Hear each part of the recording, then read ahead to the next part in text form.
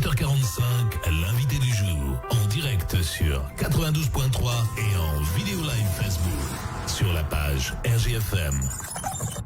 Don du sang maintenant, c'est urgent, c'est le message lancé en ce début de semaine par l'établissement français du sang et on va en parler ce matin avec le responsable du site transfusionnel de Moulins, Philippe Tabourneau, qui est en ligne avec nous. Bonjour. Oui, bonjour. Et merci d'être avec nous ce matin pour cet appel donc lancé clairement par l'établissement français du sang, alors dans l'Allier comme ailleurs en France, parce que il faut faire revenir les donneurs. Finalement, expliquez-nous la situation. Il y a vraiment besoin que les gens se mobilisent. Hein. Oui, tout à fait. En fait, on arrive aujourd'hui à la conjonction de plusieurs facteurs. Traditionnellement, à cette époque de l'année, on fait beaucoup de collectes dans des entreprises et dans des lycées. Mais compte tenu de la situation, bien sûr, toutes ces collectes-là sont annulées. Donc on a une offre de collecte, si j'ose m'exprimer ainsi, qui est plus faible que d'habitude. Et puis avec le déconfinement, bien évidemment, la plupart de nos donneurs ont plein d'autres priorités à gérer à l'heure actuelle. Et l'affluence sur les collectes est beaucoup plus faible. D'autant que, et c'est le troisième facteur, l'activité hospitalière a énormément repris, notamment en ce qui concerne la délivrance. Donc les besoins des malades sont plus importants que jamais, plus importants que ce qu'on peut constater habituellement à la même époque. Et donc ça crée un énorme différentiel qui explique l'état de nos réserves à l'heure actuelle. Ouais, il y a vraiment une situation inquiétante ou bon, pour l'instant ça reste quand même sous contrôle? Alors ça reste sous contrôle. Toutefois, je vous cacherai pas que la fenêtre de tir est assez étroite, dans la mesure où on sait très bien qu'à partir du 1er juillet, les congés vont commencer. Donc on va se retrouver à nouveau dans une période où l'affluence sur les collectes sera faible. Et comme les produits sanguins sont des produits qui ont une durée de vie très très courte, ça nous laisse peu de temps pour faire pour constituer les stocks nécessaires et suffisants pour tenir et maintenant, et aussi ce qui nous inquiète tout le début de l'été, où on sait que naturellement, bien sûr, on aura beaucoup plus de mal à assurer nos approvisionnements. Alors on en avait parlé au cœur du confinement, pourtant les donneurs pendant le confinement avaient répondu présent, vraiment, il avait même fallu mettre en place des dispositifs particuliers pour pouvoir essayer d'accueillir tout le monde. Hein. Je me rappelle d'un reportage à Montluçon, à la cité administrative, où il y avait même du monde qui avait dû être refusé parce qu'il y avait trop de monde. Mais en fait c'est le déconfinement qui finalement a posé problème et là où les donneurs finalement sont moins venus. En fait, vous avez tout à fait raison de rappeler cet épisode qui était quasi historique chez nous. Au tout début du confinement, on a vu arriver un apport massif de donneurs, ce qui fait que nous avons dû réorganiser nos collectes. Aujourd'hui, nous organisons des collectes exclusivement sur rendez-vous pour pouvoir bien respecter les mesures d'hygiène et puis les mesures de distanciation physique. On donne des masques aux donneurs, on leur demande de se laver plusieurs fois les mains, etc. Et sauf que ces donneurs-là, d'abord, les produits, comme vous disiez, sanguins, ont une durée de vie très courte. Donc ce stock-là, il a déjà été délivré aux malades. Donc ce qui explique l'état de nos stocks. Et puis, avec le déconfinement, les gens reprenant leur activité, forcément, ils se présentent moins nombreux sur l'ensemble de nos collectes. Alors on va déjà dire qu'il y a des collectes organisées d'ailleurs tout au long de cette semaine dans le bassin montluçonnais. Ça démarrera aujourd'hui à la Halle des Sports, dès cet après-midi, oui, c'est ça? Tout à fait. Aujourd'hui à 15h, à partir de 15h à la Halle des Sports. Nous serons également à Domérat jeudi de 16h à 19h et mercredi à Désertine également de 16h à 19h. Ouais, salle Germinal à Désertine. Alors vous me dites mercredi, moi j'ai mardi sur ma petite feuille, mais mardi, pardon, c'est moi, excusez-moi. Je vous ai pas. Tout à fait raison. Voilà, mardi à Désertine, donc c'est demain, et puis jeudi à Domérat, Centre Albert Poncet. C'est-à-dire que si vous êtes donneur dans le bassin montluçonnais, là vous avez vraiment le choix de ces lieux. Par exemple, Montluçon, d'habitude on se souvient que c'était à la ferme des Îlets. Là c'est la Halle des Sports, c'est voilà pour avoir un petit peu plus de place, c'est ça? Exactement, c'est pour pouvoir mieux faire respecter les mesures d'hygiène et de distanciation. Donc bien évidemment, la Halle des Sports, c'est un gymnase, ça nous permet de pouvoir parfaitement faire respecter ces distances-là. Je précise aussi que ces 3 collectes, ce sont des collectes sur rendez-vous. Donc si les donneurs souhaitent se rendre sur ces collectes-là, il suffit qu'ils aillent sur un site qui s'appelle www.resadon, RESADON. Ils cliquent sur la collecte sur laquelle ils décident se rendre et ils choisissent eux-mêmes leur heure de rendez-vous. C'est très avantageux également pour les donneurs puisque contrairement aux collectes que nous organisons habituellement où il n'y a pas de rendez-vous, eh ben là, du fait du rendez-vous, les donneurs sont pris à l'heure, il n'y a pas d'attente et en 1 heure, ça permet de sauver 3 vies. Ouais, voilà le message, bien évidemment, il est important de refaire les stocks. Vous le disiez, la période estivale qui s'annonce en plus n'est pas forcément propice, évidemment, avec les vacances chaque année.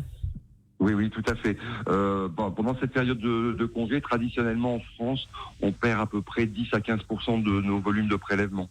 Donc ce qui nous inquiète à l'heure actuelle, c'est que nos stocks du moment sont plus faibles qu'à l'habitude, alors qu'on sait très bien que la demande est en train d'exploser littéralement et que d'ici 15 jours à peu près, on aura du mal à répondre à toutes les demandes. Donc c'est vraiment la raison de cet appel aux dons dès aujourd'hui. Et du reste, on demande aux donneurs de se mobiliser autant qu'ils le peuvent tout l'été. L'EFS lance une opération qui commence aujourd'hui, qui commence le 8 juin, qui va se prolonger jusqu'au 11 juillet, où on va demander à tous les donneurs de venir donner au moins une fois, et s'ils le peuvent, de prendre le relais, puisque cette opération s'appelle Prenez le relais, et d'amener quelqu'un qui n'a jamais donné, et pour qu'il puisse avoir sa première expérience du don, s'il le souhaite. C'est un rappel que l'on fait régulièrement, mais justement, s'il y a des personnes qui se disent moi oui, ça fait un moment que je veux donner, mais j'hésite, comment les convaincre finalement? Alors, ça c'est une excellente question. Donner son sang, c'est un don, c'est un acte citoyen. En fait, c'est une force d'autoconviction. Quasiment 100% des Français sont persuadés que le don du sang est utile et sauve des vies. Après, dans le passage à l'acte, on se rend compte que seul 4% de la population est donneuse. Il y a de multiples raisons. Ça peut aller de la peur de la piqûre à j'ai pas le temps ou je n'y pense pas systématiquement. On a affaire à de multiples motivations. Dans tous les cas de figure, je pense que ce qu'il faut que chacun ait en tête, c'est qu'à chaque fois qu'on donne son sang, on sauve 3 vies. Parce qu'en moyenne, avec une poche de sang récoltée, ce sont 3 produits de transfusion que l'on peut préparer, qualifier et transmettre aux malades. Ouais. On peut rappeler aussi que les dons de sang sont possibles toutes les 8 semaines, c'est ça, c'est le délai entre 2 dons. Tout à fait. 56 jours exactement. Et à partir du moment où on a donné, il faut attendre à nouveau 2 mois avant de pouvoir donner. Alors, notre recommandation, c'est pas de donner tous les 2 mois et de devenir un Stakhanovich du don du sang. Si chaque Français donnait en moyenne 1 fois, 2 fois dans l'année, nous n'aurions jamais aucun problème de stock. Voilà, donc le message est passé. Racontez-nous un petit peu comment vous avez vécu également du côté de l'établissement français du sang cette période forcément très particulière. On se souvient de cette forte mobilisation au début du confinement. Ça a dû faire chaud au cœur finalement. Les gens n'ont pas oublié le don du sang. Exactement, et vraiment des gens qui souhaitaient absolument se rendre utiles et vraiment ça fait, comme vous dites, ça fait chaud au cœur et ça donne beaucoup d'espoir sur la nature humaine. Donc toutes les équipes de l'EFS étaient vraiment contentes de ça, même si par ailleurs ça nous a posé d'un seul coup des problèmes d'organisation parce que il y avait encore une fois ces mesures de distanciation que nous souhaitions absolument pérenniser, ces mesures d'hygiène et un afflux auquel on n'est pas habitué. On n'était pas calibré pour recevoir autant de monde en aussi peu de temps. Mais l'établissement français du sang a su faire face par rapport à cet afflux de donneurs. Je tiens à le dire parce que c'est un des chiffres dont je suis le plus fier sur la période. Nous n'avons périmé aucune poche. Nous avons même périmé moins de poches que l'année dernière à la même époque. Donc ces dons ont été vraiment très très judicieusement utilisés. À l'époque et donc il y a eu cette période et puis aujourd'hui on en vit une autre un peu plus complexe où on se rend compte des collectes que l'on peut réaliser et surtout vous voyez ce matin j'étais en train de regarder les demandes de délivrance. Ce week-end on a distribué énormément de produits, beaucoup plus qu'à l'habitude. Ouais, d'où l'intérêt donc de se mobiliser avec ces collectes. Juste un dernier petit mot, évidemment, vous en avez parlé, mais pour ceux qui craignent également dans ce contexte, toutes les mesures sont mises en œuvre évidemment pour que ces dons se déroulent dans les meilleures conditions possibles. Oui, tout à fait. Lorsqu'un donneur arrive, lorsqu'il a pris rendez-vous, la première chose qu'on fait, on lui demande de se laver les mains, on lui remet un masque qu'il va conserver pendant tout le temps du prélèvement. On respecte très rigoureusement les mesures de distanciation physique, donc à toutes les étapes du don.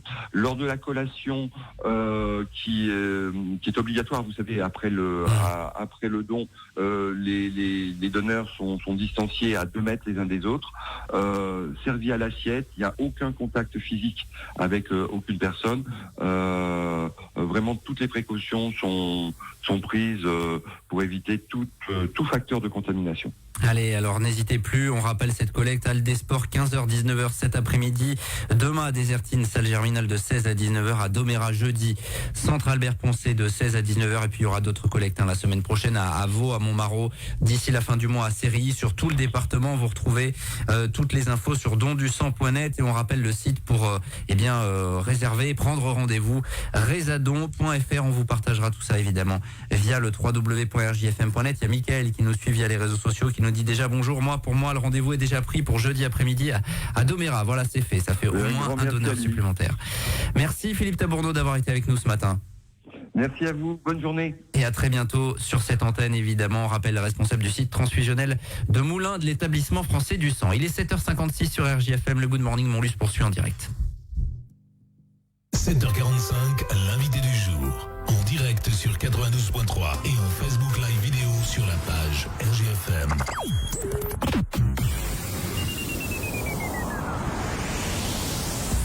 Élise Avenue, votre réseau national d'agences immobilières présent en Auvergne à Montluçon, Culan, Saint-Éloi-les-Mines, Saint-Pourçain et Évaux-les-Bains. Actuellement. Hypercentre de Montluçon, proche au commerce, hôpital et mairie. Maison de 130 mètres carrés, double séjour, cuisine équipée, 4 chambres avec possibilité d'en créer une 5e. Buanderie, garage, terrasse sur l'arrière, 125 000 €. Retrouvez plus de 300 biens en vente et location sur le site eliseavenue.com et sur notre page Facebook. Élise Avenue, une autre façon de voir l'immobilier. Ah oui Sophie, tu sais pour ton truc, achète-le chez... chez... Artisans, commerçants, pour ne pas vous faire oublier, communiquez. RJFM.